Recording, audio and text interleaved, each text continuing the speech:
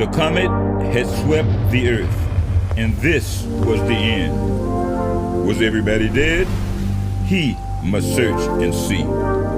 It was a little-known science fiction story, The Comet, published in 1920 by scholar, writer, civil rights leader W.E.B. Du Bois.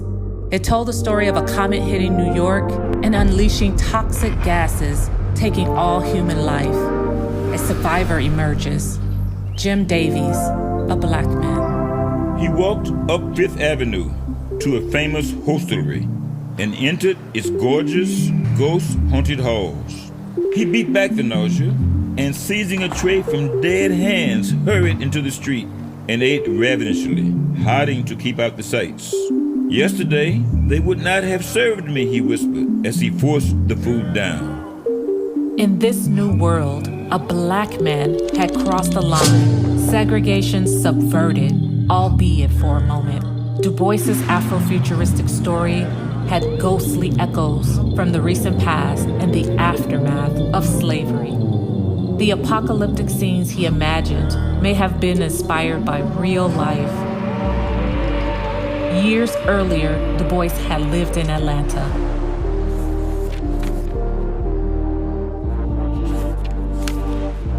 A city lay in travail, God our Lord, and from her loins sprang twin murder and black hate.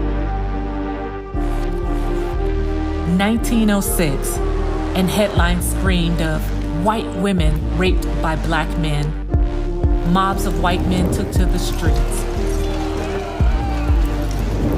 Red was the midnight.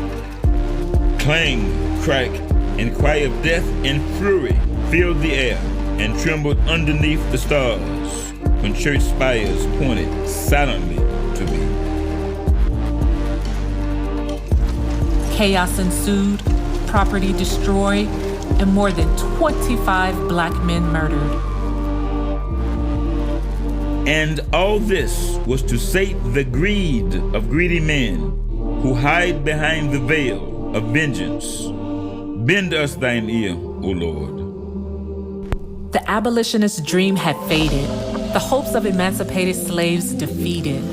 Now ex-slaves were cheap labor for the white oligarchs from the South and the industrialists from the North. Jim Crow laws spread, and the lynchings had begun. Till then, Du Bois had been a man of letters, a PhD from Harvard, an African American first.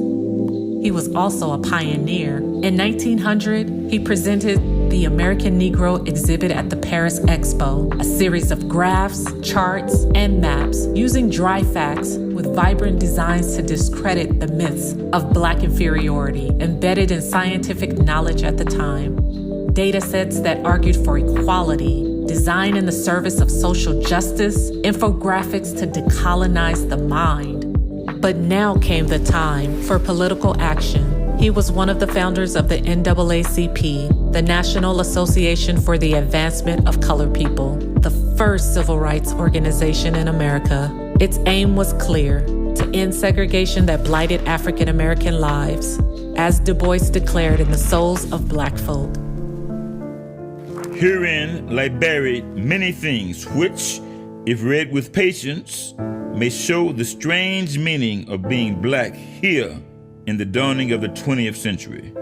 This meaning is not without interest to you, gentle reader, for the problem of the 20th century is the problem of the color line.